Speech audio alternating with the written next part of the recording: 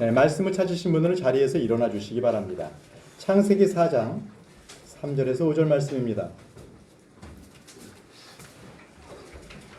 제가 3, 4절을 읽고 5절을 함께 읽겠습니다. 제가 3, 4절을 읽고 5절은 같이 읽겠습니다. 창세기 4장 3절 제가 읽겠습니다. 시간이 흐른 뒤에 가인은 땅의 열매 중에서 주께 헌물을 가져왔고 아벨도 자기 양떼의 첫 새끼들과 그것들의 기름 중에서 가져왔는데 주께서 아벨과 그의 헌물에는 관심을 가지셨으나 시작 가인과 그의 헌물에는 관심 갖지 아니하셨으므로 가인이 몹시 분을 내고 그의 얼굴빛이 변하니라. 예. 가인의 얼굴빛이 변해서 하나님께서 자기와 자기의 헌물을 받지 않으니까 오늘은 가인과 아벨이라는 우리 주제로 말씀을 선포하도록 하겠습니다. 기도하겠습니다. 위대하시고 거룩하신 아버지 하나님 은혜를 감사합니다. 오늘 주님께서 주시는 말씀을 통하여서 저희들에게 참으로 주께서 무엇을 원하시는지 어떠한 헌물을 원하시는지를 우리가 바르게 알 수 있도록 붙들어 주시옵소서. 아버지 하나님 이 시간 저희들에게 복이 되게 도와주시고 이 말씀을 통하여서 우리가 참으로 주님을 올바르게 따를 수 있는 저희 모두가 될 수 있도록 인도해 주시기를 원합니다. 주님께서 함께해 주시기를 원하오며 예수님의 이름으로 기도합니다. 아멘. 아멘. 앉으시기 바랍니다.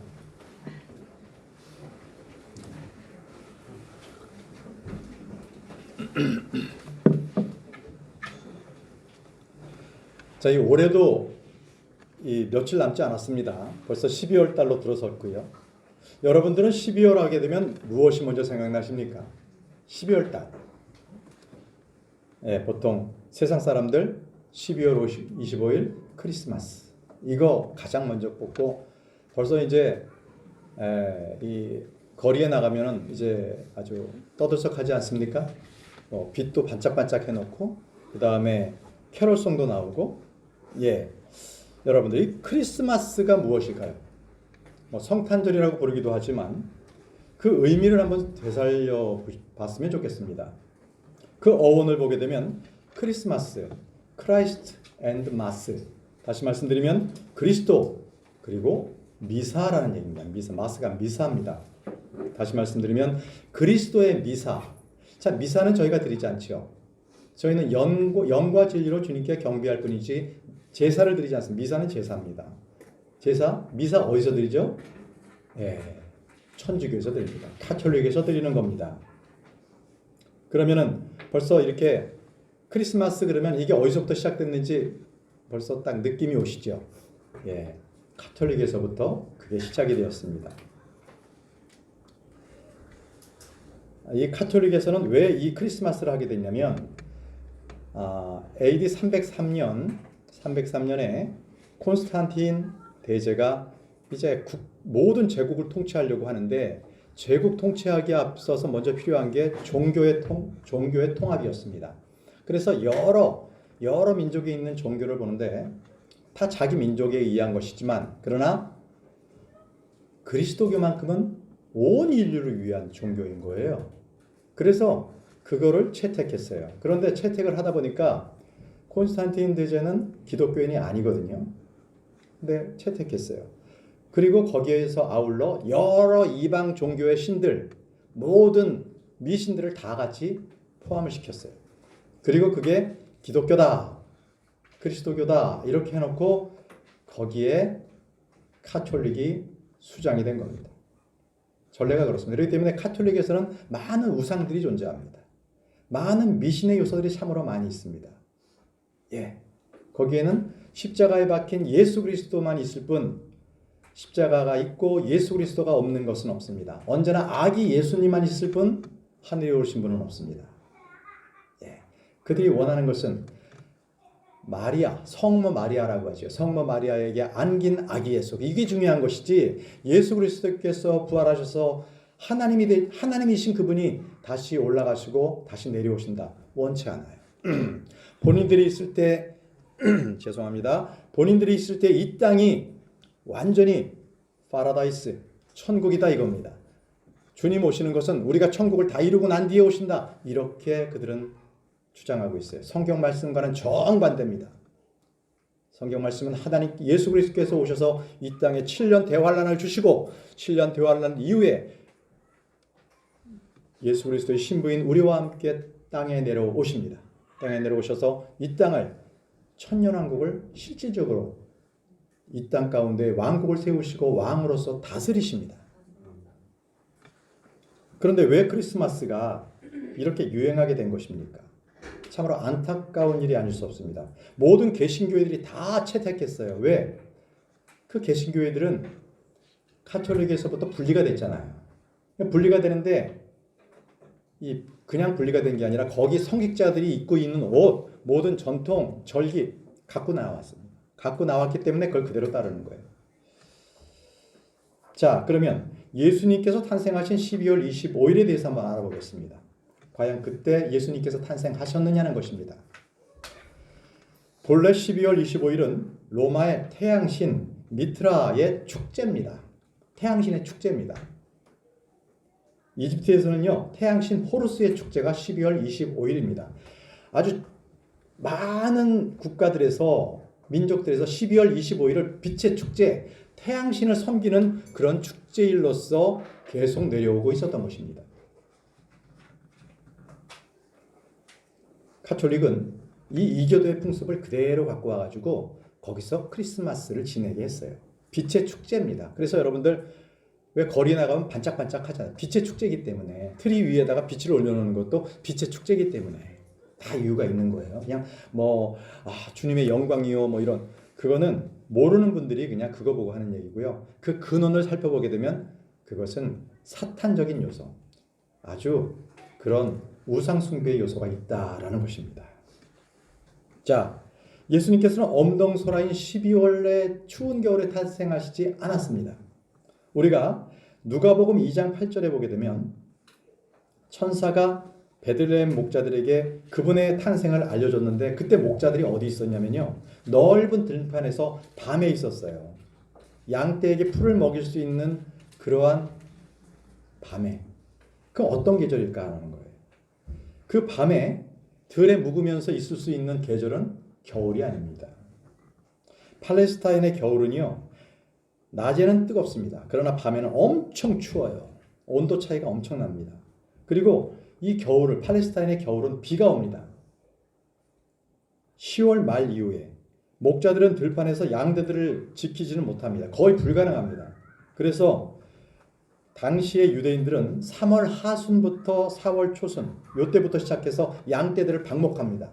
들판에다가. 그리고 10월경에 첫 비가 내리기 전에, 그러니까 겨울, 비가 내리기 전에는 얼른 우리 안으로 다 들여보내서 양들이 겨울을 나게 했어요. 우리 한번 볼까요? 에스라 10장 9절에는 그때 한 9월 달에 비가 왔는데 얼마나 추웠는지를 기록하고 있는데요. 에스라 10장 9절 말씀을 한번 보겠습니다.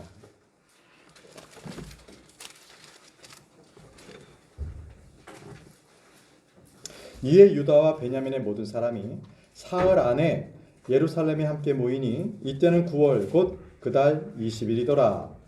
온 백성이 하나님의 집에 거리에 앉아서 이 일들로 인해 또 큰 비로 인해 떨었더라. 이 비가 왔는데 너무 추운 거예요. 그래서 이때가 언제였냐면은 유대력으로는 9월 20일이라고 되어 있잖아요. 우리나라 음력으로는요, 월력으로는 11월 중순입니다. 그때가 언제냐면 지금쯤이에요. 지금 우리가 음력으로 보게 되면 12월 8일이 이번 주간에 있거든요. 그러니까 이때쯤이에요. 이때쯤에 양을 바깥에서 방목하고 밤을 지샌다? 불가능합니다. 얼어 죽습니다.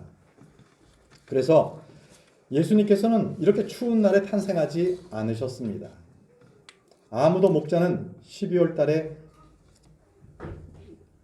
들판으로 나가 있지 않습니다. 여러분, 왜 하나님께서는 예수 그리스도의 탄생하는 날이 12월 25일이다 왜 안 알려주셨겠습니까? 그건 중요하지 않았기 때문에 그렇습니다. 주님께서는 우리에게 분명히 중요하게 하는 것은, 기억하라고 하신 것은 분명히 기록해 놓으셨어요. 여러분, 우리같이 성경 신자들이 기록해야 될 규례가 있습니다. 딱 두 가지가 있죠. 하나가 침례고 또 하나가 뭡니까? 주의 만찬. 오늘 우리 주에 만찬합니다. 딱 이 두 가지만 행하라 하셨어요. 우리는 맥추절, 추수감사절 이런 거 하면 안 됩니다. 그건 구약의 이스라엘 백성들입니다. 그것을 따라할 필요 없어요. 예. 우리는 오늘 오전에도 성경 공부를 했지만 진리의 말씀을 올바르게 나누어서 시대와 사람과 그죠? 여러 대상들을 달리 하십니다. 구약에 있었던 것을 우리가 직접 믿고 대환란 시대에 있었던 것을 우리가 지금 시대에 적용하게 되면 그건 거짓 시대입니다. 네, 거기서부터 이단이 나와요. 지금 14만 4천이다. 그런 이단들이 있죠. 그 종교들이 있습니다. 바로 그렇게 이 사람들을 혼돈시키는 겁니다. 그래서 우리는 성경 말씀을 바르게 알아야 합니다. 자, 그러면 여러분들에게 묻겠습니다. 그렇다 치자 이겁니다. 그럼에도 불구하고 성탄절, 부활절, 추수감사절 다 이런 것들은 모두가 우리가 하나님을 위해서 하나님을 위해서 좋은 마음으로 하는데 그게 뭐가 문제냐는 거예요. 아니 우리가 좋게 여기고 하면 하나님도 좋아하실 텐데 뭐가 그게 문제여서 못하게 하느냐는 거죠. 왜 그렇게 유별을 떠냐 이거예요. 자, 그렇게 생각하는 분들이 있을 겁니다. 근데 여러분, 내가 좋아하면 하나님이 좋아하십니까? 내가 원하면 하나님이 원한 거예요? 이것부터 제대로 살펴야 합니다. 오늘 저는 그 답이 여러분들에게 정확하게 쥐어지기를 원합니다. 바로 가인과 아벨의 헌물을 통해서 과연 어떤 것이 하나님께서 원하시는 헌물인가? 이것을 배우시기 바랍니다. 가인과 아벨은 모두 다 하나님께 헌물을 가지고 나왔습니다. 가인과 아벨은 첫 번째 아담의 아들들로서 둘 다 하나님을 믿었어요. 하나님의 음성을 직접 들었습니다. 그렇죠? 그리고 둘 다 하나님을 경배하기 위해서 하나님께 나와왔습니다. 그리고 헌물들을 갖고 나왔죠.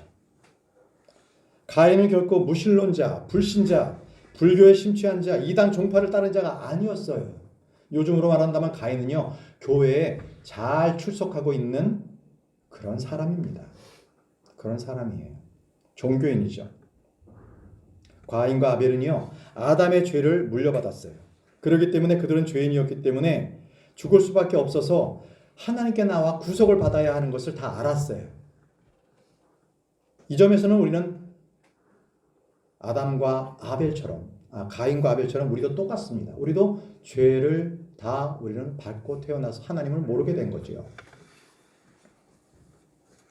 하나님께서는요, 가인과 아벨을 통해서 다가올 인류에게 하나님의 관심, 하나님께서 받으시기를 원하시는 것이 무엇인지를 분명하게 제시해 주셨다는 겁니다. 가인은 하나님께 나왔지만 하나님께서 그를 받지 않으셨습니다. 가인은 하나님께 헌물을 드렸지만 하나님은 그 헌물에 전혀 관심을 두지 않으셨습니다.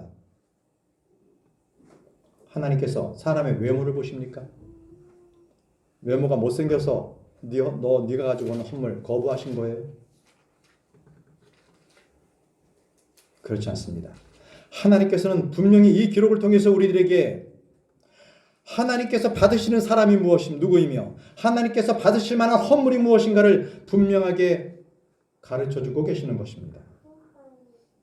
그래서 좋은 뜻으로 크리스마스를 지내고 부활절도 지내고 추수감사절을 지내는 것, 이것은 하나님께서 받으시지 않는다는 것입니다. 하나님께서 원하시는 것이 아니시기 때문에 그렇습니다. 도리어 하나님께서는 그 가인과 같이 그렇게 하나님께 나오는 자들에게 이렇게 말씀하십니다. 누가복음 13장 27절에 불법을 행하는 모든 자들아 너희는 내게서 떠나라. 너희는 내게서 떠나라. 하나님을 모르는 자라는 거예요. 비록 가인이 헌물을 가지고 하나님께 나왔지만 하나님은 그를 받지 않으셨어요. 받지 않으셨습니다. 또 마태복음 25장 41절에 저주를 받은 자들아 너희는 내게서 떠나 마귀와 그의 천사들을 위하여 예비된 영존하는 불에 들어가라. 가인이 영존하는 불로 들어갔습니다. 심판을 받는 것이죠. 주님은 가인의 길을 따르는 그 어떤 사람들에게도 관심을 갖지 않으십니다. 주님께서는 가인과 그의 헌물을 받지 않으시고 아벨과 그의 헌물에만 관심을 두셨습니다.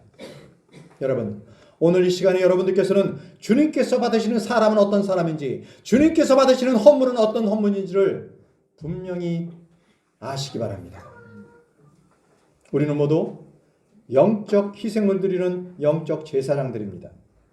주님께서 받으시는 것, 주님께서 기뻐하시는 그 희생물을 드리고 그것을 우리가 입증해야 될 그러한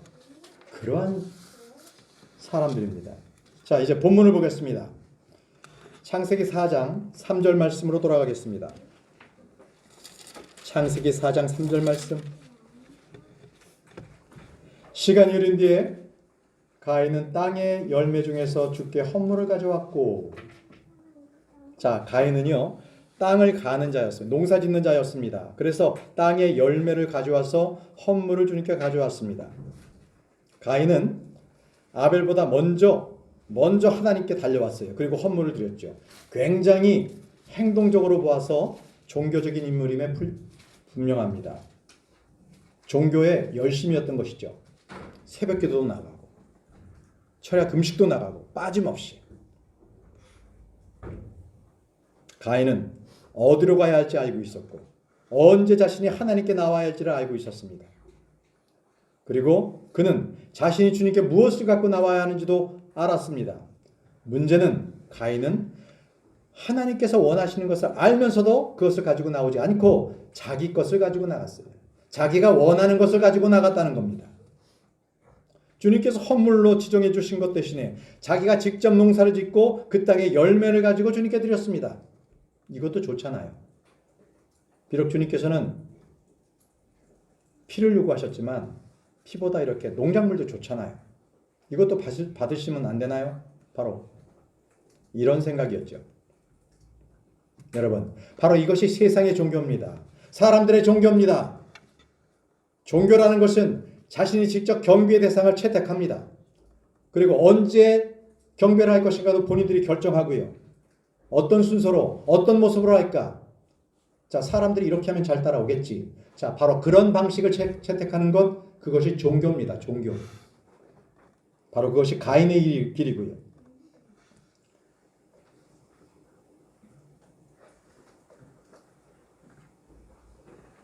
여러분, 가인처럼 자신이 열심히 일하고 땀 흘려서 얻은 그 열매, 그걸 갖고 오는 게 뭐가 문제냐? 왜 하나님이 받지 않으신가? 이것에 대해서 분명하게 생각해 보시기 바랍니다. 그렇습니다. 가인은 자기의 행위, 자기의 땀, 자기의 노력으로서 일구어낸 그 소산물을 주님께 갖고 나왔습니다. 좋게 보였습니다. 그런데 성경은 분명히 말씀하고 있습니다. 그것은 가인 그 자신의 의였습니다. 자기 자신의 육신의 행위를 주님 앞에 갖고 나왔다는 것입니다. 주님은 그것을 원치 않으셨습니다. 우리는 우리의 행위로 구원받을 수가 없지 않습니까?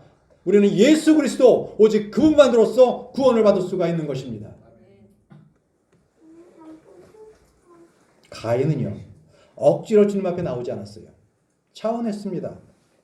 가인은 음란이나 술과 도박에 폭행 이런 거에 쩌들어 있는 사람이 아니어서 그는 열심히 부지런히 땅을 갈았고 그 열매에 수확을 해서 주님께 드렸습니다. 가인은 자기의 신념, 자기가 생각하는 바에 따라서 자기가 힘써 일한 것, 자기의 의, 자기의 행위에 따라서 하나님을 경배하고자 했던 것입니다. 이것이 바로 이 땅 가운데 있는 모든 종교가 바로 그렇게 따라갑니다. 가인처럼 내가 좋으면 하나님도 좋다. 이게 그들의 슬로건입니다. 슬로건. 오늘날 현대 교회의 문제점이 무엇인지 아십니까? 그들은 예배에 대해서 중요하게 생각하지 않습니다. 예배에 잘 나와라. 이 얘기는 뭐냐? 자기들이 만들어 놓은 그 프로그램, CCM, 그리고 교회에 갖다 놓은 여러 가지 드럼, 이런 악기들, 이런 것들을 통해서 거기에 참석하라는 거예요. 예배에 중요한 것은 주님의 임재가 있어야 합니다. 예배에 감격이 있어야 합니다. 하늘로서부터 내려오는 그 영적인 복, 선물들, 정말 주님의 그 놀라우심과 그 두려우심, 이게 없어요. 이게 없습니다. 그저 프로그램에 진행된 대로 찬송하고 기도하고 헌금하고 설교하고 마지막에 축도하고 그리고 끝 1시간 이내에 한 40분 내에 모든 게 다 끝납니다. 성도들도 좋죠. 거기에 이렇게 물들어 있으면 잠시 잠깐 동안만 설교도 자기 귀를 이렇게 훑어주는 그런 설교 들으면 좋죠. 그렇게 변질되어 버렸습니다. 여러분, 아벨은요 믿음으로 주님을 경배했습니다. 아벨은요. 가인은요 자기가 원하는 방식대로 주님을 경배했고요. 여러분, 보통 교회는 이때쯤 되면 여기 벌써 그 트리 그리고 반짝이 뭐 여러 가지 이렇게 장식을 해놓을 거예요. 아마 저희 교회 처음 오신 분은 황당할 겁니다. 아무것도 없네. 십자가도 없네. 아니 목사가 가운도 안 입었네. 아, 예, 그렇습니다. 저희는 그런 거 안 합니다. 목사가 축도하지 않습니다. 성경적이기 때문에 그렇습니다. 목사는요 양들을 감독하고 먹이는 역할이지 구약의 제사장이 아니라는 거예요. 구약의 제사장처럼 아마 에봇을 입고 그렇지 않습니다. 네, 정결하게 입고 나오면 됩니다. 더 중요한 것은 목사에게요 축복권과 저주권이 없습니다. 그래서 여러분들에게 축복할 수 없어요. 축도할 수가 없습니다. 그저 같은 형제로서 같이 기도합니다. 그게 올바릅니다. 저와 여러분들은 다 동일하게 우리 주님의 양입니다. 양. 예, 주님께서 우리를 다 돌보세요. 우리는 같습니다. 우리는 주기도문을 하지 않습니다. 주기도문, 하늘에 계신 우리 아버지로부터 시작되는 거죠. 이것은 마치 예배를 시작할 때나 어떤 모임이 끝날 때 그냥 항상 그냥 주기적으로 주술처럼 외웁니다. 아무 뜻도 없이. 이런 거 주님이 원하지 않으세요. 예수님께서 말씀하셨습니다. 마태복음 6장 7절에서 8절 말씀에 오직 너희는 기도할 때에 이교도들과 같이 헛된 반복의 말을 사용하지 말라. 헛된 반복의 말을 사용하지 말라. 그들은 자기들이 많이 말을 해야 하나님 아버지께서 들으실 줄로 생각하느니라. 그러므로 너희는 그들과 같이 되지 말라. 여러분, 헛된 말의 반복이 무엇인지 아십니까? 요즘 교회에서 많이 하는 방언입니다. 살라 할라. 이거는 귀신을 부르는 곡소리입니다. 곡소리. 천상의 언어, 천사의 언어 아닙니다. 그렇지 않습니다. 여러분, 성경을 정확하게 보게 되면 사도행전은 분명하게 그 방언을 주신 것, 텅입니다. 텅. 외국어입니다. 외국어. 처음에 예수 그리스도께 복음을 들고 이제 그 주변에 나라들에 가서 사도들이 전해야 되는데 언어가 다르잖아요. 그래서 주님께서 언어를 주셨어요. 텅, 방언을 주셨어요. 외국어를 주셨거든요. 그렇기 때문에 그리스도인들이나 그 주변에 있는 그 사람들이 아니 사도들이 하는 얘기를 듣고 아니 저들이 우리말을 하네? 그게 방언이었어요. 네.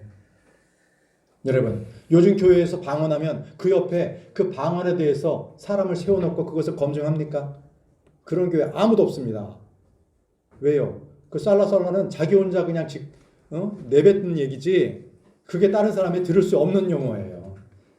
예, 마귀적인 용어죠. 한 예를 들을게요.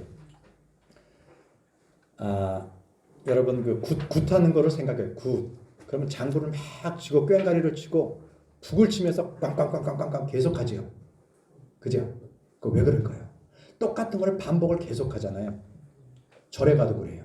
그렇게 하면요 사람의 혼이 혼미해집니다. 그걸 원하는 거예요. 사람이 혼미해지면서 마귀가 와요. 접신한다는 접신. 마귀가 오는 겁니다. 세상에는 이 귀신이 없고 마귀가 있는 겁니다. 자, 그거를 부르는 거예요. 그거를 부르는 거. 예, 그건 미트라고 합니다. 바로 그렇게 꽝꽝거리면서 똑같은 말을 반복하는 것. 이런 것 조심하시기 바랍니다. 예. 우리는 헛된 말을 반복하지 않습니다. 또 저희 교회에서 안 하는 게 사도신경은 안 해요. 사도신경. 보통 사도신경 안 하면 이단이라고 합니다. 그러면 한번 사도신경이 무엇인지 한번 살펴볼까요? 캐톨릭에서부터 이 사도신경이 시작됐다는 것은 우리 한국의 교인들 대부분 모릅니다. 캐톨릭에서부터 시작됐습니다. 거기에 동정녀 마리아에게 나시고 이렇게 나오죠. 동정녀 마리아. 자, 여기서부터 마리아를 신격화했습니다. 동정녀라는 것은 일생 동안 처녀. 이걸 동정녀라고 합니다. virgin. 앞에 대문자 V자를 쓰지요. 예, 그렇지만 그건 잘못됐습니다. 마리아는요, 비록 캐톨릭에서는 우상 숭배의 대상이 됐고 마리아에게 절하죠.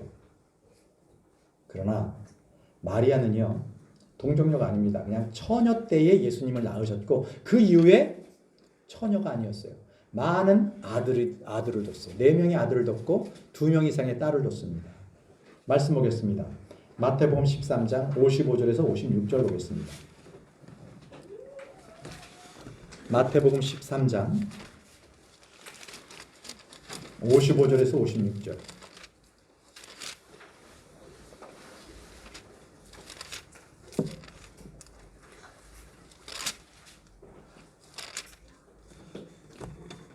이 사람은 목수의 아들이 아니냐? 그의 어머니는 마리아라 하지 아니하냐? 그의 동생들은 야고보와 요세와 시몬과 유다라 하지 아니하냐? 그의 누이들은 우리와 함께 있지 아니하냐?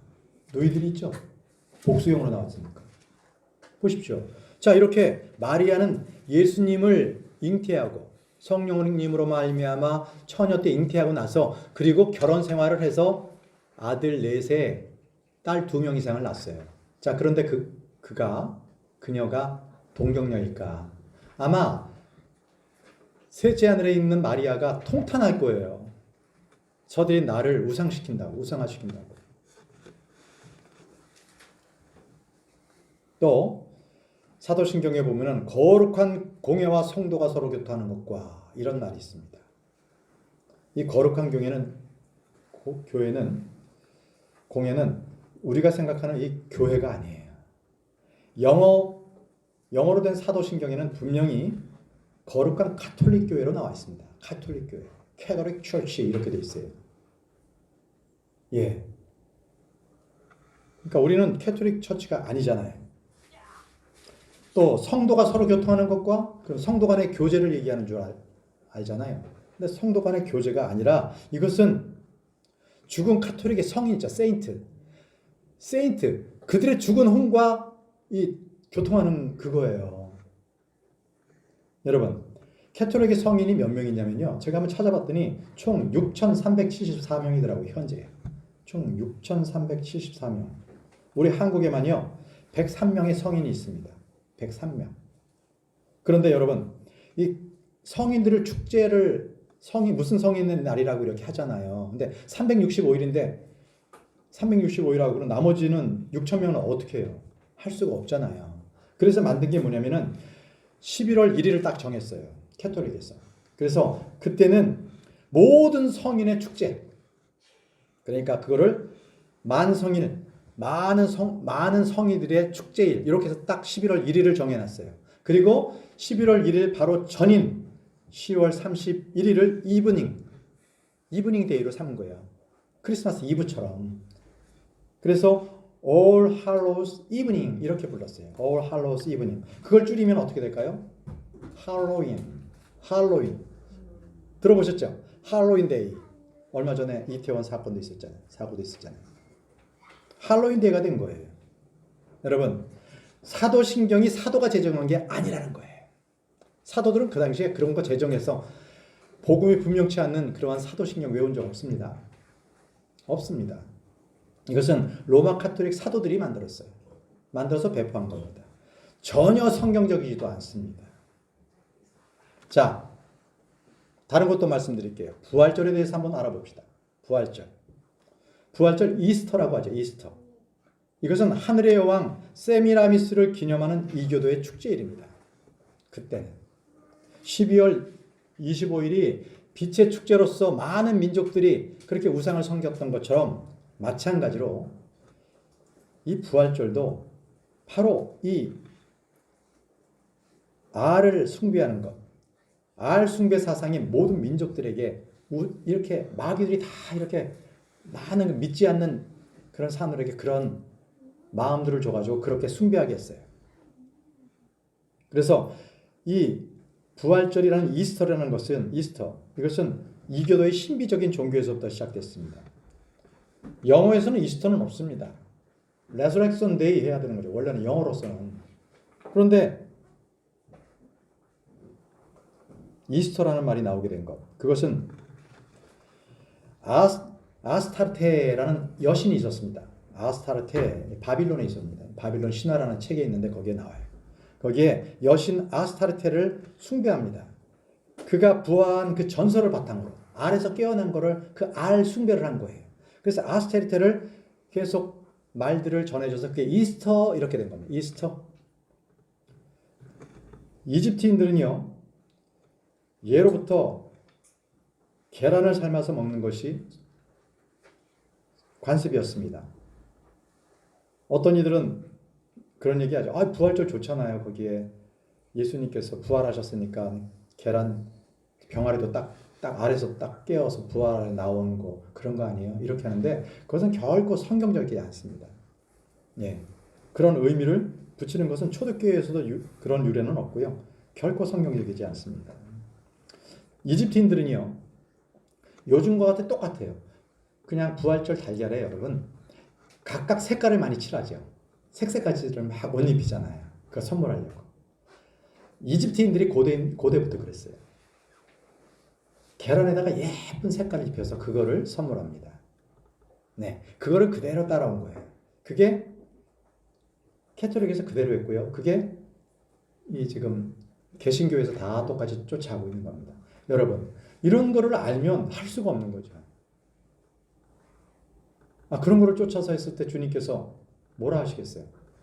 가인의 길을 가는 자들아, 너희는 내게서 떠나라 하지 않겠습니까? 우리는 안 합니다. 대형 백과사전을 보니까 거기서도 알 숭배, 이 계란 같은 알 숭배 사상은 고대 이집트인들, 페르시아인들이 그것을 시작했다라고 얘기하고 있습니다. 여러분, 아니 카톨릭도 하고 개신교에서 다 받아들이는데 왜 유독 독립 침례교회는 우리와 같은 교회는 안 하는 거예요? 왜 안 할까요? 우리는 그러면 어디에서 나왔습니까? 모든 교회가 다 로마 캐톨릭에서부터 분리가 됐는데 그럼 우리도 분리되지 않았는가? No! 절대 그렇지 않습니다. 우리는 로마 카톨릭과는 관계가 되지 않습니다. 우리는 초대교회의 믿음을 지켰고요. 로마 캐톨릭이 AD 303년에 이제 생겨나기 시작했을 때부터 우리는 반대했습니다. 무엇을? 유아 세례 주는 것. 침례도 없어요, 거기는. 그죠? 물로 뿌려주잖아요. 침례라는 것은 의미가 있는 겁니다. 주님께서 분명하게 물속에 잠기는 것은 우리가 같이 죽는 것이고 물속에서 다시 일어나는 것은 우리가 다시 부활하는 것을 상징해서 하는 것인데 물을 뿌리거나 스프링클 해가지고 물을 적시려서 무엇을 그것을 느끼겠습니까? 근데 그 당시에 카톨릭에서는 믿지도 않는 어린아이들에게 세례를 주고 그것을 영생을 얻었다 이렇게 했습니다. 그것을 우리 침례교도들은 있을 수 없다. 우리는 너희들과 함께 할 수 없다 했어요. 우상 숭배를 반대했습니다. 캐톨릭의 많은 우상들을 반대했습니다. 그러자 정권을 잡고 나라의 모든 권한을 잡은 캐톨릭에서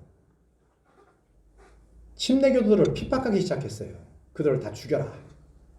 저들이 갖고 있는 사상을 다 없애야 된다. 저들은 제침례파다는 얘기를 로마 카톨릭에서 붙여줬어요. 그건 뭡니까? 어린아이들이 그는 유럽에서는 종교와 국가가 일치된 거였거든요.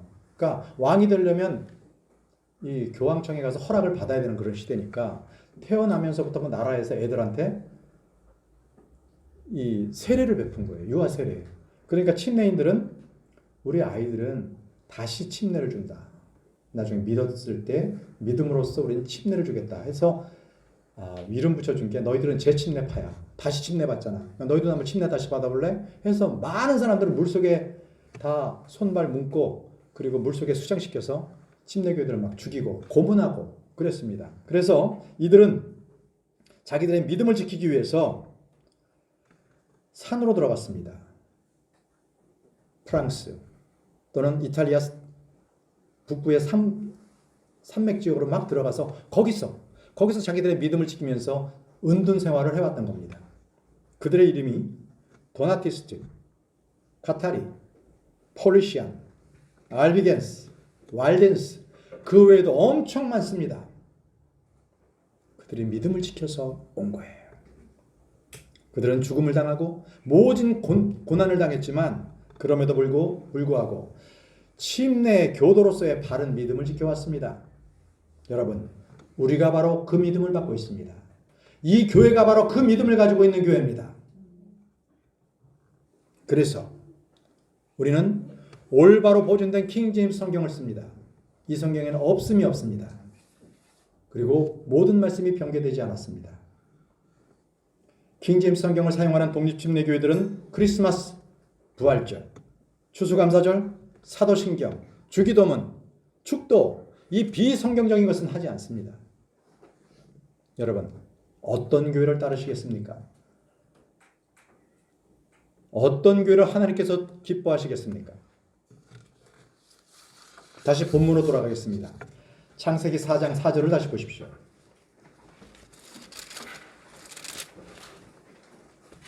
창세기 4장 4절. 아벨도 자기 양떼의 첫 새끼들과 그것들의 기름 중에서 가져왔는데 주께서 아벨과 그의 헌물에는 관심을 가지셨으나, 자, 이제 아벨은요 분명히 주님 앞에 헌물을 가지고 나왔는데, 자, 자기 양떼의 첫 새끼들과 그것들의 기름 중에서 가져왔으나, 기름을 뺀다는 건 뭐예요? 양을 죽인 겁니다. 피를 낸 거죠. 예. 가인은 농사를 지었기 때문에 농산물을 가져온 게 아니에요. 아벨은 양떼를 쳤기 때문에 거기서 첫 새끼를 갖고 온 게 아닙니다. 분명히 하나님께서는 가인과 아벨에게 무엇을 가져와야 할지를 분명히 말씀을 해주신 겁니다. 하나님께서 아벨의 그 헌물에 대해서 관심을 가졌던 이유를 저 뒤에 히브리서에 기록되고 있습니다. 우리는 성경 말씀을 여기서 조금 저기서 조금 우리가 이렇게 해서 하나님의 올바른 말씀들을 파악해야 합니다. 자, 히브리서 11장 4절 말씀을 보겠습니다. 히브리서 11장 4절. 믿음으로 아벨은 가인보다 더욱 뛰어난 희생물을 하나님께 드리고 그것으로 말미암아 자기가 의롭다는 증거를 얻었으니 하나님께서 그의 예물들에 대하여 증언하시느니라. 그가 죽었으나 믿음으로 여전히 말하고 있느니라. 믿음으로 아벨은 가인보다 더욱 뛰어난 희생물을 하나님께 드리고 믿음으로 드렸다고 기록되어 있습니다. 믿음이란 하나님의 말씀대로 순종하는 것을 믿음이라고 합니다. 내 마음에 끌려서, 내 필이 좀 끌려서, 내 감정에 이끌려서, 그건 믿음 아닙니다. 믿음은 하나님의 말씀을 들음으로 납니다. 아벨은 하나님께 직접 들었던지 하나님 또는 아담에게 들었던지 그는 하나님의 말씀을 들었습니다. 믿음은 갑자기 호련히 어디서부터 태어나는 것이 아닙니다. 생겨나는 게 아닙니다. 잠재의식에서부터 일어나는 게 아닙니다. 믿음은 오직 하나님의 말씀, 그 말씀이 씨앗이 돼서 생겨나는 겁니다. 아벨은 그래서 지금 읽은 말씀처럼 하나님께 희생물을 드려야 된다. 하나님께 희생물을 드려야 된다는 것을 그는 믿고 있었습니다. 말씀을 들었기 때문에. 그러나 가인은 자기 생각대로 희생물을 드렸습니다. 하나님은 아벨의 희생물을 가인의 희생물보다 훨씬 뛰어난 희생물이라고 말씀하셨습니다. 하나님은 언제나 우리에게 말씀하십니다. 성경이 기록된 대로 말씀하시는데 문제는 내 자신이 그 말씀을 믿고 따르느냐 아니면 내 자신대로 하느냐, 그것에 달려 있습니다. 언제나 그렇습니다. 여러분, 교회 나오면서 종교 생활하지 마십시오. 내가 원하는 대로, 내가 원하는 때에, 내가 기분 내킬 때에 그때 하나님을 경배하겠다. 그렇게 하지 마십시오. 하나님께서 정하신 것 그대로 따라주시기 바랍니다. 가인과 아벨은 각자 하나님 앞에 헌물을 가지고 나왔습니다. 그런데 헌물을 받으신 주님께서 먼저 보신 게 있습니다. 자, 다시 한번 창세기 4장 4절에서 5절 말씀을 보십시오. 하나님께서 헌물보다 먼저 관심을 두신 것이 무엇인가? 창세기 4장 4절 후반부부터 제가 5절까지 읽겠습니다. 주께서 아벨과 그의 헌물에는 관심을 가지셨으나 아벨이 먼저죠. 아벨과 그의 헌물. 그렇죠? 또 가인도 보죠. 가인과 그의 헌물에는 관심을 갖지 아니하셨으니 가인과 그의 헌물. 가인이 먼저 나왔죠. 가인이 몹시 분을 내고 그의 얼굴빛이 변하니라. 역시 주님께서는 관심을 가지신 게 가져온 헌물이 무엇인가 이거보다 그 사람을 먼저 보신다는 거예요. 그 사람을 먼저 보시는 주님께서 그 사람이 의로우면 그 다음 헌물을 보시는 순서가 있는 거예요. 사람 먼저 보신다. 아벨은 헌물을 드리기 전에 먼저 자신을 주님께 드렸다는 거예요. 자신을 주님께 드렸습니다. 하나님은 아벨의 헌물을 받기 전에 바로 아벨을 받으셨습니다. 아벨, 그 자신을 먼저 받으셨던 거죠. 우리는 주께 입증할 것이 무엇인지를 분명히 알아야 하고 입증해야 합니다. 에베소서 5장 10절 말씀에 주께서 받으실 만한 것이 무엇인지 입증하라고 했습니다. 입증하라. 여러분들께서 주님께 드릴 것이 무엇입니까? 그것을 여러분들이 입증하셔야 합니다. 아벨은 분명히 자신을 먼저 하나님께 드렸습니다. 그것을 입증했습니다. 주님, 저는 주님께 드려지는 그러한 희생물입니다. 저를 받아주십시오. 이거를 자기 자신을 드렸어요. 그래서 아벨이 하나님께 바치는 그 헌물을 주님께서는 관심 있게 보셨던 겁니다.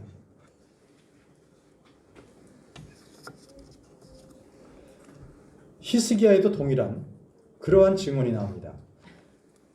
역대하 30장 8절 말씀에 이제 너희는 너희 조상들 같이 목을 뻣뻣하게 하지 말고 너희 자신을 주께 드리며, 히스기야가 그 왕이 백성들에게 이렇게 말한 거예요. 너희 자신을 먼저 하나님께 드리고 그분께서 영원토록 거룩히 구별하신 그분의 성소에 들어가 주 너희 하나님을 섬겨 그분의 맹렬한 진노가 너희에게서 떠나게 하라. 하나님께서 받지 않으신다면 결국은 진노, 하나님의 진노가 그들에게 임한다는 거예요. 그래서 너희 자신을 주님께 드리라고 히스기야는 백성들에게 선포했던 겁니다. 여러분, 너희 자신을 주께 드리고, 이것이 바로 아벨이 보여준 경배입니다. 헌물, 헌금보다 먼저 주님께 드려야 될 것이 무엇이라고요? 내 자신. 내 자신을 주님께 드리십시오. 이것이 올바른 헌물입니다. 아무리 많은 돈을 교회에 헌금한다 할지라도 그가 그 마음에 헌금하지 않는다면 주님 받으시지 않습니다. 얼마 전에 어떤 분이, 저희 교회에도 나오지 않는 분이, 교회에 관심이 없는 분이 동정조로 교회에 300만 원을 보내주었다고 했습니다. 그 주변에 우리 성도님들 계셨으니까 문자 얘기 들으셨을 겁니다. 저는 반대했습니다. 우리 성도님들도 반대했습니다. 이유는요, 돈 300만 원이 아니라 그분 자신의 교회 헌금은 동양 거짓 노릇이 아닙니다. 우리가 비록 개척교회지만 하나님께서는 언제든지 우리에게 필요한 것을 그동안 채워 오셨습니다. 저는 결코 그것에 동정받지 않습니다. 그래서 어느 한 자매님의 조언에 따라 이렇게 보냈습니다. 자매님, 마음만 받겠습니다. 당신의 마음을 바치라는 얘기입니다. 네. 여러분, 헌물보다 중요한 게 뭐라고요? 내 자신. 내 자신을 주께 드리는 여러분들 되시길 바랍니다. 예. 잠언 21장 27절에 사악한 자들의 희생물은 가증한 것이며 가증한 것이거늘 하물며 그가 사악한 생각으로 그것을 가져오면 얼마나 더 가증한 것이겠느냐. 무서운 말씀입니다. 그가 사악한 생각으로 그것을 가져오면 얼마나 더 가증하겠느냐. 이 말씀을 잘 기억하십시오. 내가 사악한 생각, 거짓된 생각, 하나님을 속이는 마음으로 주 앞에 나오면 하나님께서 그 생각을 하시고 그를 가증하다 여기십니다. 가증한 것. 그래서 가인의 헌물을 그 가인 자신도 안 받으셨고 가인의 헌물도 받지 않으셨습니다. 왜요? 가인이 악하다는 걸 아셨기 때문에.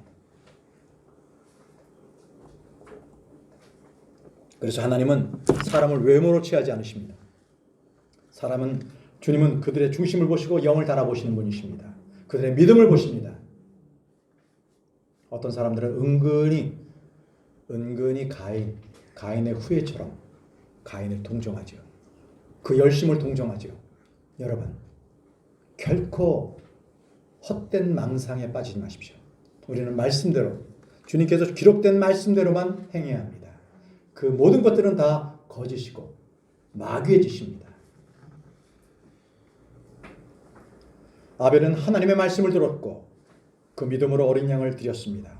히브리서 9장 22절에 피 흘림이 없은즉 사면이 없느니라. 내 죄의 사면은 오직 피가 필요합니다. 구약에서는 짐승의 피로써 잠시 1년에 한 번씩 용서받았지만 영원히 용서받지는 못했습니다. 죄가 사해지지 못했지요. 그러나 우리는 예수 그리스도 그 피로 말미암아 우리의 모든 죄는 사하여졌습니다. 더 이상 우리는 제사를 드릴 필요가 없습니다. 여러분, 가인처럼 행하지 마십시오. 종교 행위를 갖지 말길 바랍니다. 가인과 그의 헌물은 관심을 갖지 아니하셨으므로 가인이 몹시 분을 내고 그의 빛이 겨나니라. 종교 행위를 하는 사람이 이렇습니다. 그들은 결국 하나님께서 받지 않는다는 것을 알고 마지막 때에 하나님 앞에 얼굴빛이 변할 것입니다. 그동안 내가 받아들였던 그 많은 것들 왜 받지 않고 다 저렇게 버리셨습니까? 얼굴빛이 변하겠죠. 하나님은 난 너를 알지 못한다. 네가 뭘 바쳤는지 나는 관심 없다. 그것은 내게 바친 것이 아니라 네 자신의 행위를 자랑하려고 했던 것이 아니냐. 이렇게 지적하시고 그를 징벌하실 것입니다. 엄히 책망하실 것입니다. 많은 종교인들의 목적이 무엇인지 아십니까? 그들이 이렇게 얘기합니다. 우리처럼 믿으면 아이고 너무 우리가 광신자처럼 믿지 마. 가는 길은 다 똑같아. 모든 종교는 다 똑같아. 껍질은 달라도 내용물은 다 같아. 너무 그러지 마. 이렇게 우리를 설득하죠. 네, 여러분 그 말에 속지 마십시오. 마귀의 속삭임에 속지 마시고 말씀대로 여러분들의 믿음을 지키시기 바랍니다. 여러분 분명히요 하나님께서는 받는 사람이 있고 받는 헌금이 있고요. 아니 헌물이 있고요. 희생물이 있습니다. 하나님께서 기뻐 받으시는 경배가 있다는 것입니다. 여러분들께서 지금 하나님께 드려지는 이 경배가 과연 하나님께서 기뻐 받으시는 경배십니까? 그건 여러분들 자신이 잘 알 것입니다. 내 마음이 어떻게 하나님을 향해 가고 있는가? 이것은 누구보다 여러분들이 잘 알고 계실 것입니다.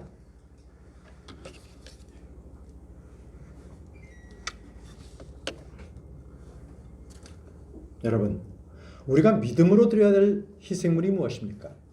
믿음으로 드려야 할 것. 아벨처럼 믿음으로 뭔가 드려야 되잖아요. 그 희생물이 무엇인지 그 말씀을 드리고 마치겠습니다. 베드로전서 2장 5절에 너희도 살아있는 돌들로서 영적 집으로 건축되고 예수 그리스도를 통해 하나님께서 받으실 만한 영적 희생물을 드리는 거룩한 제사장이 되었도다. 영적 희생물을 드리는 거룩한 제사장이 되었도다라고 말씀하고 계십니다. 여러분, 아벨과 같이 믿음으로 더 나은 희생물을 드리는 여러분들이 되시기를 바랍니다. 의인이라는 증거를 얻으시기 바랍니다. 우리가 드릴 영적 희생물이 무엇입니까? 그것은 먼저 첫 번째 주보를 참조하십시오. 첫 번째가 여러분들의 몸입니다. 여러분들의 몸을 주님께 드려야 합니다.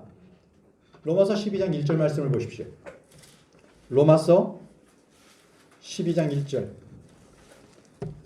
우리는 주님께 드려야 할 게 있어요. 바로 우리의 몸을 주님께 드립니다.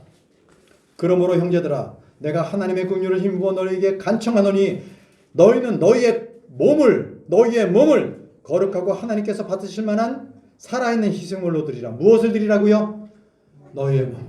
너희의 몸을 드리라고 말씀하셨습니다. 그것이 너희에게 합당한 섬김이니라. 여러분들은 주님께 여러분들의 몸을 드리셨습니까? 여러분들의 몸은 음행을 위해서 주어지지 않았습니다. 음행 안 하고 여러분들의 몸을 주신 거 아니에요. 고린도전서 보겠습니다. 고린도전서 6장 13절 보겠습니다. 고린도전서 몸에 대해서 나오는 말씀이 있는데 고린도전서 6장 13절 보겠습니다. 이 고린도 교회는요 음행이 판치는 교회였어요. 음행이 지금 이 시대에 음행이 판치는 이 한국처럼 아주 음행이 판치는 교회가 고린도 교회입니다. 고린도서 6장 13절 후반절을 보십시오. 이제 몸은 음행을 위해 있지 아니하고 주를 위해 있으며 주께서는 몸을 위해 계시느니라. 여러분, 모든 죄 중에서 이 음행은요, 자기 몸에 죄를 짓는다고 말씀하고 계세요. 자기 몸에 해롭다는 거죠. 고린도전서 6장 18절 말씀을 보십시오.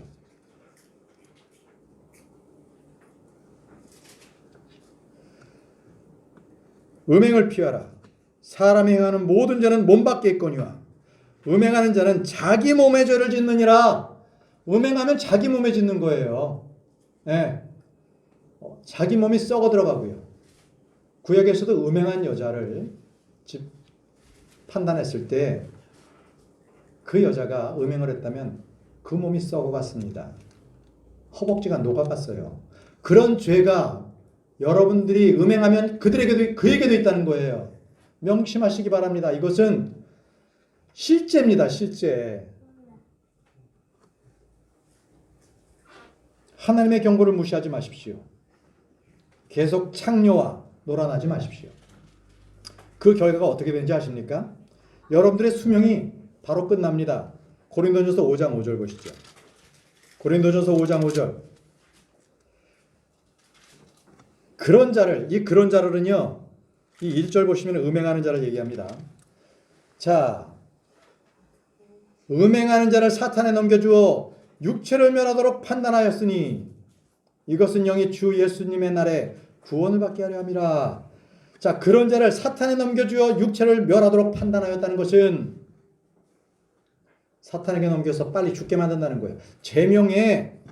제명대로 살지 못한다는 겁니다. 구원받은 자는 자기 몸이 무엇입니까? 성령님의 성전 아니에요?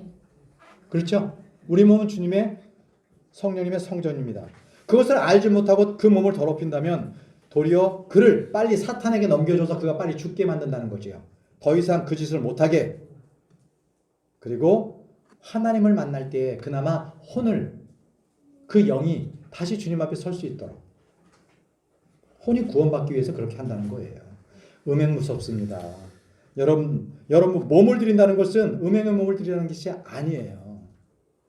거룩한 몸을 주님 앞에 드려야 합니다. 특히 젊은이들 혈기왕성했을 때 육신의 죄를 짓지 않길 바랍니다. 여러분들의 몸을 주님께 거룩한 희생물로 드리시기 바랍니다. 두 번째는 감사함입니다. 감사함. 시편 116편 17절에 내가 주께 감사 희생을 드리고 주의 이름을 부르리이다. 주님은 모든 일에 감사하라고 하셨습니다. 감사함을 드리십시오. 그것이 우리가 드릴 희생물입니다. 세 번째가 찬양입니다. 히브리서 13장 15절 말씀에 그러므로 우리가 그분으로 말미암아 계속해서 찬양의 희생을 하나님께 드리자. 계속해서 찬양의 희생을 하나님께 드리자. 그것은 곧 그분의 이름에 감사를 드리는 우리의 입술의 열매니라. 찬양은 우리의 입술의 열매입니다. 우리의 희생물입니다. 여러분 늘 찬양하시기 바랍니다. 시편 기자는 말하기를 시편 103편 33절에 내가 사는 동안에 주께 노래하며 내가 생존하는 동안에 노래로 내 하나님을 찬양하리로다. 내 하나님을 찬양하리로다. 찬양은 단순한 노래가 아닙니다. 다윗이 하프를 탔을 때 어떤 일이 있었습니까? 사울에게 걸렸던 악한 영이 떠나지 않았습니까? 예. 바울과 실라가 감옥에서 찬양했을 때 감옥이 흔들리며 옥문이 열렸습니다. 그렇습니다. 여러분들이 지금 어떠한 처지에 있든지 간에 찬양하십시오. 바뀝니다. 찬양의 희생을 하나님께 드렸을 때 하나님께서 기뻐 받으시고 여러분들이 그 어려운 상황들을 능히 이길 수 있는 능력을 여러분들에게 공급해 주십니다. 아멘이십니까? 믿고 따르십시오. 네 번째, 나누어 주는 것이 주님께서 기뻐하시는 희생물이라고 하면 나누어 주는 것. 히브리서 13장 16절. 히브리서 13장 16절에 오직 선을 행하는 것과 나누어 주는 것을 잊지 말라. 하나님께서는 이 같은 희생을 매우 기뻐하시느니라. 매우 기뻐하신다. 나누어 주는 것을 매우 기뻐하신다고 그렇습니다. 믿음의 형제들이 서로 나누는 것 주님께서 가장 기뻐하시는 희생물입니다. 좋은 거 있습니까? 네. 교회 우리 성도님들과 나누십시오. 우리는 영적인 것뿐만이 아니라 물질적인 것들도 나누어야 합니다. 예, 저는 교회에 식사도 안 하시고 못 하시고 그냥 급히 가시는 분들이, 남은 성도님들이 교회 식사 잘 하시라고 그냥 그렇게 김치를 그렇게 해오시는 것들을 멀리서 봅니다. 그들의 마음을 봐요. 저분들이 정말 하나님 앞에 올바른 희생물을 드리고 있구나, 좋은 거를 나누고 있구나, 그런 모습입니다. 빌립보 성도들은 바울에게 물질을 공급했어요. 빌립보서 4장 18절에 오직 내게는 모든 것이 있고 또 풍부하니라. 에바브로 디도 편에서 너희에게 보낸 것들을 받았으므로 내가 풍족한데 이것은 달콤한 냄새의 향기요 받으실 만한 희생물이며 하나님을 매우 기쁘게 한 것이라. 아니, 사도 바울에게 줬는데 그게 하나님께 기뻐한다는 거예요. 그렇습니다.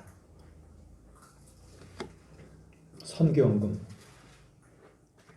이제 회계를 맡은 분들에게 제가 요청을 나중에 하겠습니다만, 저희 교회가 이제는 어느 정도 이렇게 예치금들이 지금 준비되어 있고 어느 정도 만족할 만한 수준에 왔고, 그 다음 우리가 하기로 작정했던 우리 재정 원칙이 선교 헌금입니다.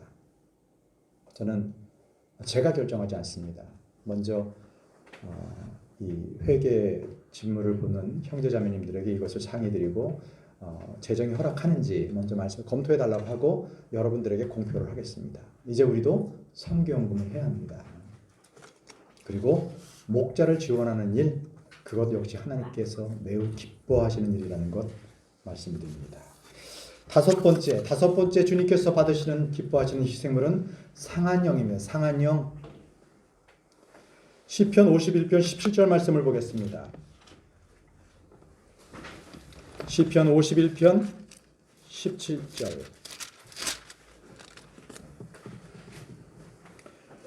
하나님께서 구하시는 희생물은 상한영이라.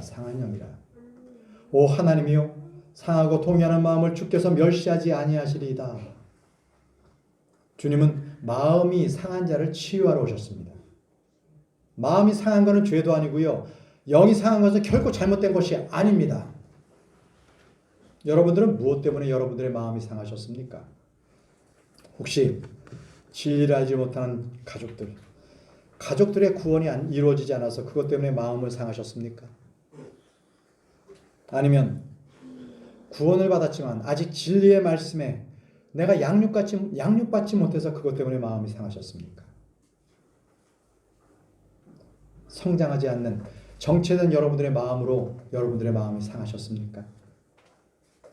아니면 입술로는 주님을 사랑한다고 하면서 열매 없는 어둠의 일을 쫓아가고 세상 일을 쫓아가는 자신을 볼 때 여러분들이 마음이 상하셨습니까? 그렇다면 여러분들은 올바른 희생물을 하나님께 드리는 겁니다. 그게 상한영입니다. 올바릅니다. 혹시 여러분들은 지난 한 달간 단 한 명에게도 복음을 전하지 못해서 그것 때문에 마음이 상했다면 그것은 주님께서 받으시는 올바른 희생물입니다. 그런데 이런 데에 영이 상하지 않고 교회에서 자기를 알아주지 않는다고 속상해하고, 자기가 없으면 교회가 무너진다고 그걸 몰라준다고 속상해하고, 말씀이 자기를 가르치는데 도리어 형제를 보고 말씀이 이러잖아, 자기가 말씀을 깨닫지 않고 자꾸 형제를 빗대는 것, 이러면서 속상해하고 교회에 제대로 되는 일이 하나도 없다고 속상해하고, 이런 사람은요 마음이 상한 게 아니라 그건 마음이 나뉘었다고 합니다. 뭐라고요? 나뉘었다. 호세아 10장 2절 말씀에 그들의 마음이 나뉘었으니 이것은 상한 마음이 아니라 갈라진 마음이 있다는 것입니다. 그래서 주님께서 기뻐하시는 희생물이 아닙니다. 나뉘어진 것뿐입니다. 자, 지금 말씀드렸던 5가지는 주님께서 기뻐 받으시는 희생물입니다. 여러분, 믿음으로 행하는 가식되지 않도록 주의하십시오. 가식 절대 보이지 마십시오. 나는 좀 더 괜찮은 사람인 양 가식을 세우지 마십시오. 예배를 드리러 오는 것과 가정생활이 판이하게 다르면 그건 가식입니다. 회사 생활과 다르다. 그건 가식을 부리는 겁니다.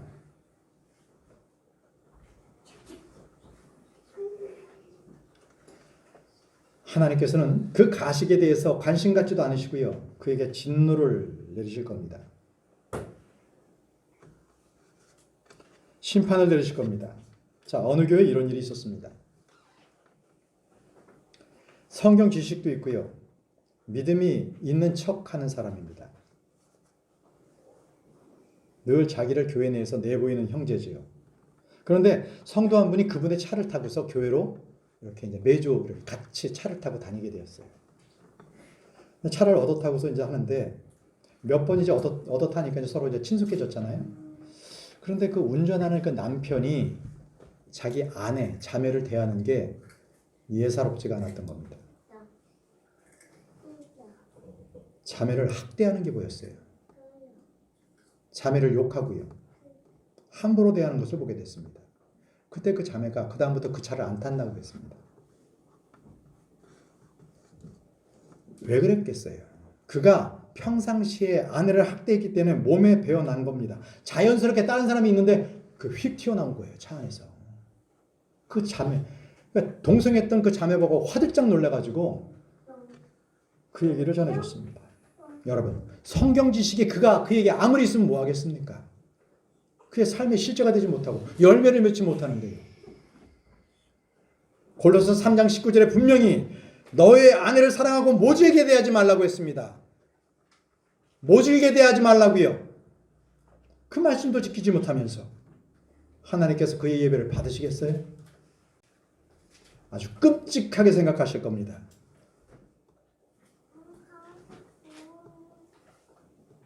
나는 그 형제가 하나님이 얼마나 두렵고 떨리시는 분인지를 알기를 원해요. 진노의 심판이 있기 전에 회개하기를 원합니다. 머뭇거리다간 진노받습니다.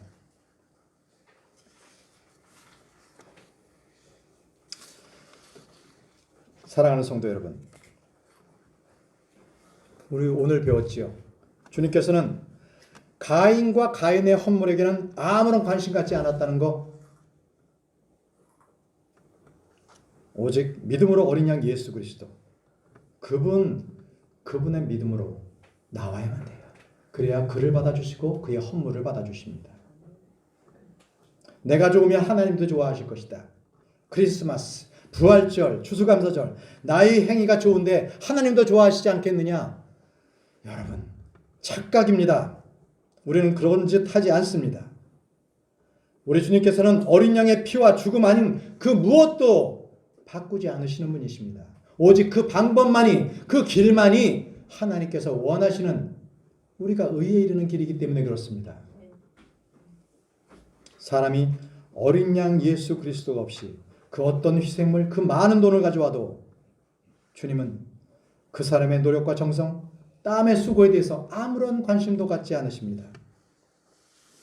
아벨은 믿음으로 죽게 나왔습니다. 그런 믿음으로 예물을 드렸다가 형에게 돌로 맞아 비참한 죽음을 맞이했습니다. 그 죽음, 그 아벨의 죽음이 지금도 예수 그리스도의 그 어린 양, 그 피로써 철철 흘러 넘치고 있습니다. 아벨은 죽었지만 그가 믿음으로 지금도 말하고 있는 것은 어린 양 예수 그리스도 그 피가 모든 사람들에게 필요하다고 말하고 있습니다. 그는 어린 양 그 피와 그 죽음을 들고 주님께 나왔던 것입니다. 올바로 주님 앞에 경배를 했던 것이죠. 그렇습니다. 저희도 예수 그리스도의 피를 들고 주님께 나오면 주님은 모든 것을 용서하시고 우리의 경배를 받아주십니다. 거절하시는 법이 없는 분이십니다. 뭐 때문에요? 내 잘난 것 때문에? 예수 그리스도 그분을 보고 나를 의롭다 하신 겁니다. 결코 저는 의롭지 않습니다. 그죠? 예수 그리스도 그분의 피를 의지하기 때문에 주님께서 나를 긍휼히 여기시는 것, 그것입니다. 그렇습니다. 아벨이 흘린 어린 양의 피와 죽음은 예수 그리스도의 피와 죽음이었습니다. 오늘 우리는 우리를 구원하시고 영원한 생명을 주신 주 예수 그리스도의 그 피, 그걸 생각하십시오. 깊이 생각하시기 바랍니다. 그리고 그 피를 분명히 여러분들께서 믿음으로 취하셨다면 믿지 않는 자들에게 분명하게 전하셔야 합니다. 그 살아있는 피가 지금 내 안에 있다. 나를 살리셨다. 나를 영원한 생명을 주셨다. 당신도 영원히 살아야 되지 않겠느냐. 여러분들이 가장 소중하고 살아있는 사랑하는 분들에게 예수 그리스도를 전하시는 저와 여러분들이 되길 바랍니다. 기도하겠습니다.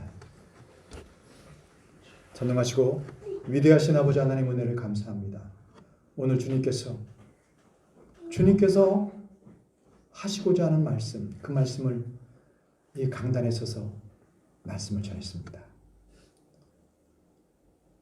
저희 부족한 자 저는 감춰주시고 오직 의로우신 예수 그리스도께서 이 말씀의 주관자가 되어주시고 말씀이 되어주시며 주님께서 이 말씀에 능력을 더하셔서 저희 모두가 이 말씀들이 내 안에서 효력 있게 믿음으로 행할 수 있도록, 일할 수 있도록, 드러날 수 있도록 저희를 도와주시기를 원합니다. 저희와 함께 해주시고 저희를 인도해 주옵소서. 감사드리며 예수님의 이름으로 기도합니다. 아멘. 우리 찬송가 200